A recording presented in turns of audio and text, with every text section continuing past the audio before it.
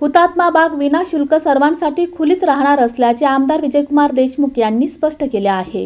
हुतात्मा बाग सर्वांसाठी विनाशुल्क खुलीच राहणार असल्याचे आमदार विजयकुमार देशमुख यांनी स्पष्ट केले। पालिका आयुक्तांशी भेटीनंतर त्यांनी सांगितले की बागेतील काही भाग भाडे तत्वावर दिला असला तरी नागरिकांना फिरण्यासाठी कोणतेही शुल्क आकारले जाणार नाही।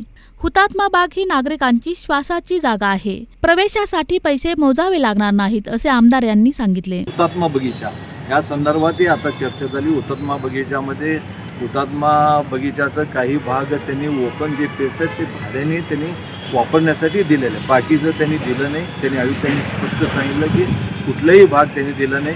लोकांना असं लोकांची तक्रार होती की मला सकाळी वॉकिंगला गेल्यावर ते म्हणत होते की वॉकिंगला फिरायलाही इथं चार्ज लागणार आहे, पण आता आयुक्तांनी स्पष्ट केलं की वॉकिंगसाठी चार्ज नाही, तिथल्या त्या कुठल्या गाड्या उभारतात त्याच्यासाठी चार्ज नाही, आणि त्यांना जे ओपन आतल्या जे ओपन स्पेस आहेत ते तेवढं मात्र दिलं। नागरिकांच्या तक्रारीनंतर करण्यात आलेल्या पाठपुराव्याला सकारात्मक प्रतिसाद मिळाल्याचेही त्यांनी सांगितले।